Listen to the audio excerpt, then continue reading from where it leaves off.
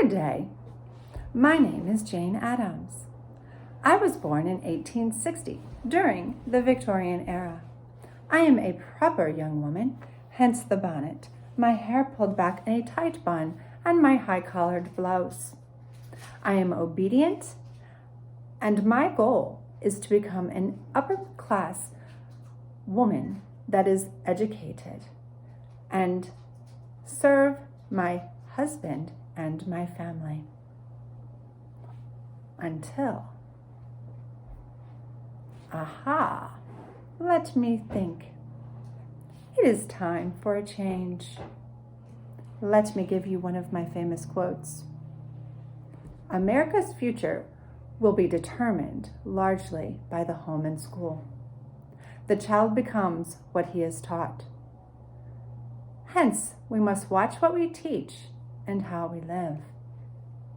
So during Jane Addams' childhood, women's roles were defined and limited, as was the Victorian era. Although she was born into a wealthy family, she grew up to realize that the choice was to conform to the expectations of society or define herself through her own choices.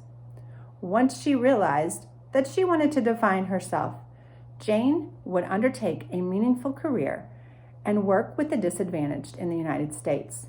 More specifically, she worked to establish the Hull House, a settlement house in Chicago that would provide meaningful careers to college-educated middle-class women who worked to support the urban poor and immigrants to improve their place in the American Industrial Revolution. Addams became a true citizen.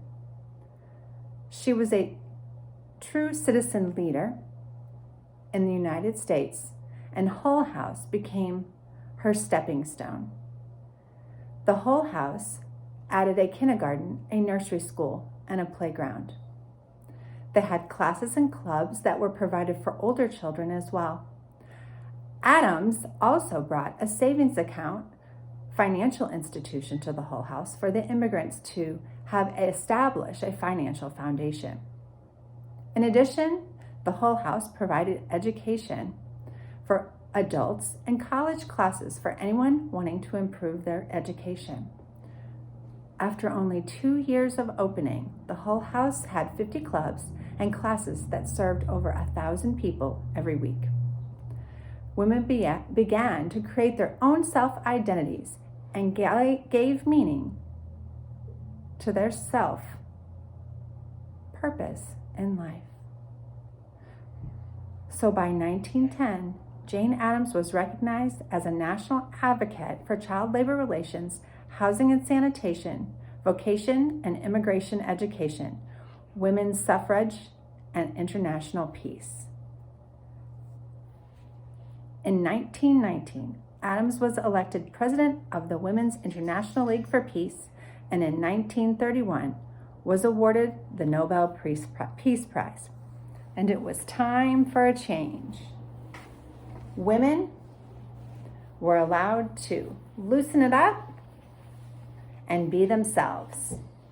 No longer was it necessary to live by the rules of the Victorian era. They were allowed to be themselves, let their hair down, and fight for equal rights, for school, for the immigrants, for African Americans, and for women alike. Jane Addams' notion of positive peace in relation to education and public administration included social equity and social justice. This began with her grassroots efforts in the early 19th century. She developed a philosophy called socialized education. This is the basic foundation of her socialized education, which highlighted the necessity of restoring a sense of community in America, that because America was experiencing an overwhelming transformation from a rural to an urban society. Addams felt that the original democratic beliefs and values of American society needed to be upheld in a country that was losing its meaning to an urban population, particularly immigrants, women, and African Americans. What did this mean for education? Jane Addams was an educator of immigrants, women, and African Americans at the core of her socialized education philosophy. The Hull House was a settlement house, like the Progressive School, where the goal was to solve social, economic, psychological, and political problems of modern urban life. More importantly, the settlement house was a place in which knowledge was based on social science